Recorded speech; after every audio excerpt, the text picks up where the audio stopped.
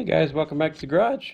Someone sent me a comment about my seats, so I figured I'd show you guys what I did and hopefully I can help someone out. Check it out. So these seats, they're out of a Chrysler Sebring convertible.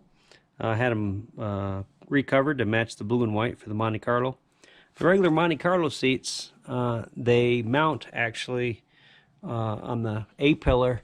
If you look over here, you can see that black dot. That's where the stock seats mount to the wall.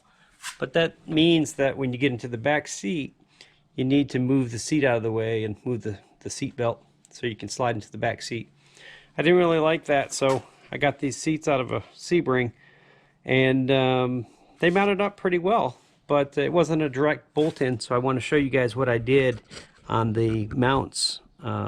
Check it out.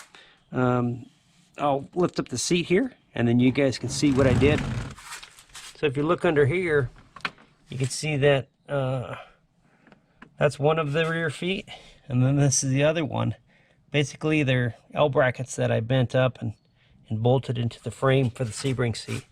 And then the front, I was able to reuse the one right there, but I had to bend it off to the side and re-drill a couple holes.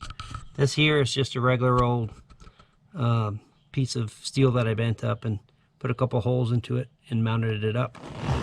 And then it slides down. These seats are actually electric, at least the driver's, so it adjusts. And then for the passenger side, you just lift up and it slides backwards and forwards and all that good stuff. So it turned out pretty well. It also slides forward to give you access to the rear. But yeah, that's kind of how I got it set up.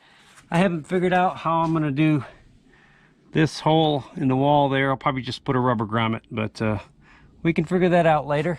I still got some more interior work to do, but it's coming along pretty well. So if you guys got any more questions or comments, feel free to send them my way. Take care. Talk to you guys later.